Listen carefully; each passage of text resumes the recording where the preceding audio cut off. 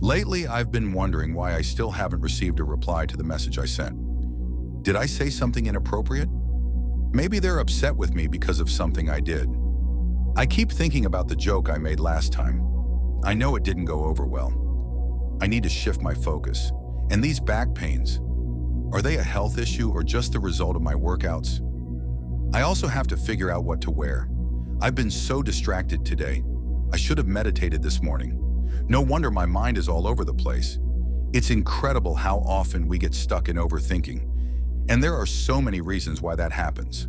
In this video, I want to show you some practical ways to handle this mental chaos.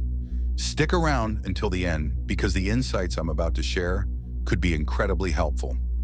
What we call overthinking or rumination is essentially replaying a situation over and over in our minds, often irrationally. We try to explain confusing emotions with logic, overanalyzing every detail, which only fuels the mental noise. When we lock our attention onto a single problem, we end up neglecting other important areas of life, like our health, relationships, or work. It's crucial to realize that pouring all our mental energy into one issue means we're leaving other essential parts of life unattended. Overthinking is often our way of trying to maintain control and create a false sense of security about what's going to happen next.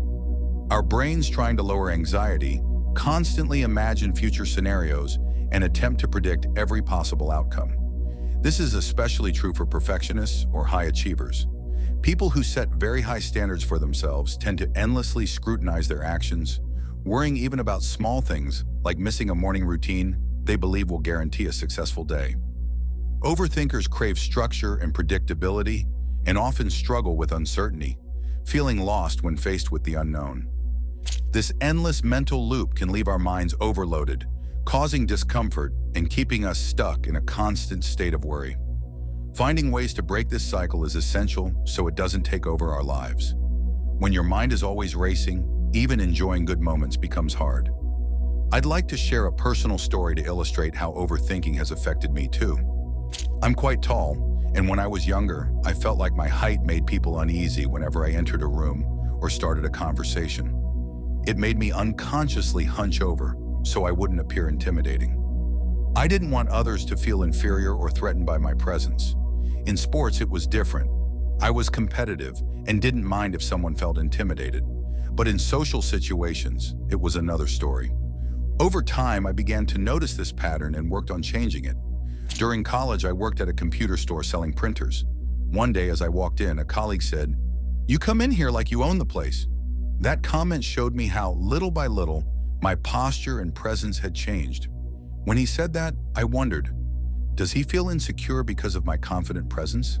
I laughed it off, but it made me reflect. His interpretation of my confidence says more about him than about me. Why should I worry about his insecurities in the face of my self-assurance? I realized that my confidence might be exposing something he needs to work on in himself. That made me think, where else in my life am I placing too much importance on others' opinions? Where else am I holding back because of fear? It's not that I never doubt myself, but nowadays I'm able to realign my mindset quickly. I've learned a lot about how the mind works, and meditation helps me overcome these obstacles. Dealing with overthinking requires becoming more comfortable with the unknown. People who are very goal-driven and hold themselves to high standards need to accept that uncertainty is simply part of life. That means loosening up daily routines, trying new things, and embracing challenges so that uncertainty becomes less threatening. Another crucial strategy is learning to reduce our attachment to outcomes. It's important to cultivate a kind of spiritual detachment, accepting that the things we desire might not always materialize. And that's okay. Even though it may sound counterintuitive, being at peace with the possibility that some goals won't work out is incredibly freeing. Letting go helps keep our aspirations from completely consuming us. It's also vital to see mistakes and failures as allies. Every stumble teaches us something and contributes to who we become. Falling and getting back up builds character, which is essential in a world where many people avoid challenges and therefore don't develop resilience. Staying stagnant out of fear of failure only holds us back. Embracing failure, on the other hand, leads to significant personal growth.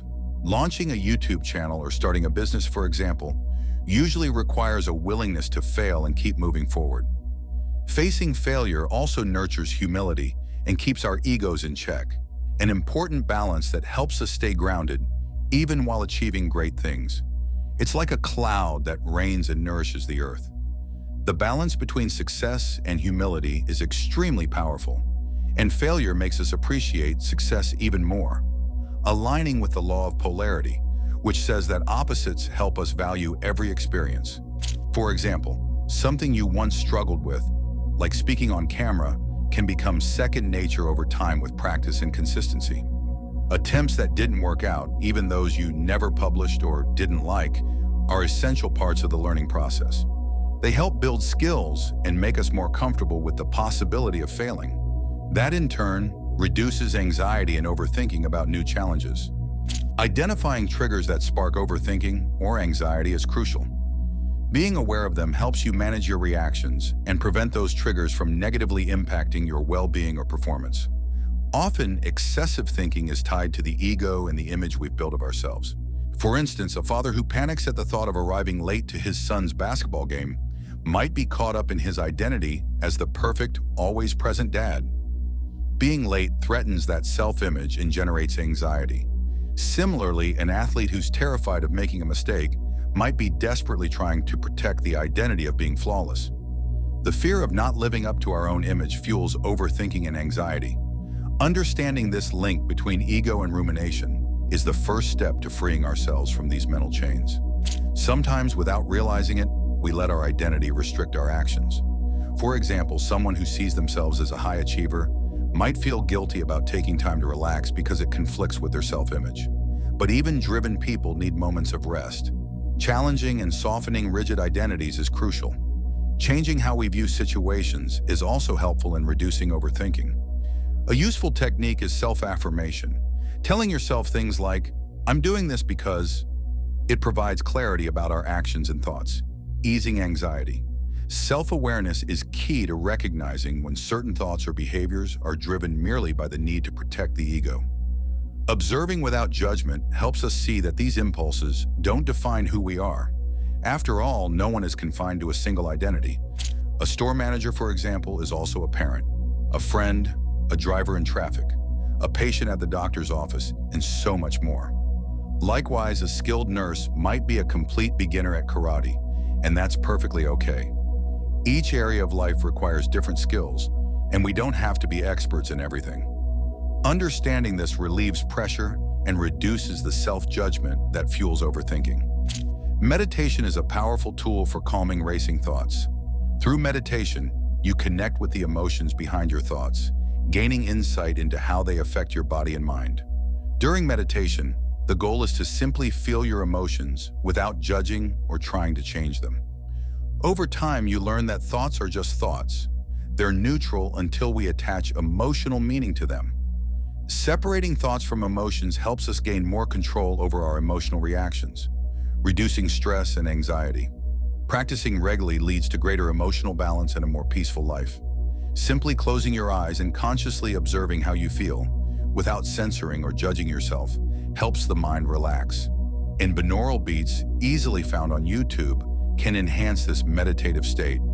Sounds at alpha frequencies, for instance, help calm mental chatter. Neuroscience shows that beta brainwaves are associated with high mental activity, while alpha waves bring us into relaxation.